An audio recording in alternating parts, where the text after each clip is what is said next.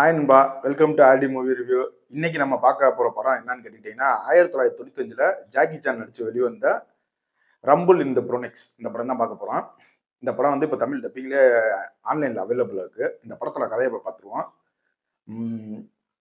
Jackie Chan வந்து அவங்க uncle வெட்டிங்காக வர்றாப்புல வந்த இடத்துல நம்ம வில்லனோட டைமண்ட் ஒன்று வந்து மிஸ் ஆனது வந்து அது நம்ம ஜாக்கி சான்ட்ட கிடைச்சிருது. இந்த டைமண்டுக்காக வில்லன் இவரை என்ன பண்ணுறான், இவர் வில்லன்ட்ட இருந்து தப்பிச்சாரா, அவரோட ஃப்ரெண்ட்ஸ் எல்லாம் வில்லன் கடத்திட்டு போனாங்க, மீட்டு கூப்பிட்டு வந்தாரா, இதெல்லாம் சொல்றதா இந்த படத்தோட கதை.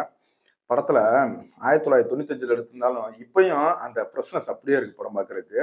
அதுலேயும் ஜாக் ஜான் சார் அந்த டிபார்ட்மெண்ட் ஸ்டோரில் அவர் பண்ணுற ஒரு ஃபைட்டு, அப்புறம் அவரை சேசிங் பண்ணிட்டு போய் அங்கே ஒரு ஃபைட்டு, அப்புறம் இவன் அந்த டிபார்ட்மெண்ட் ஸ்டோரில் சண்டை போட்டவங்ககிட்ட தான் வந்து போய் ஒரு சண்டை போட்டு அவங்க ஒரு ஃப்ரெண்டாக அப்புறம் இவரை காப்பாற்றுறதுக்காக ஒரு ஃபைட் பண்ணுவாப்புல, அதெல்லாம் செம்மையாக இருந்துச்சு.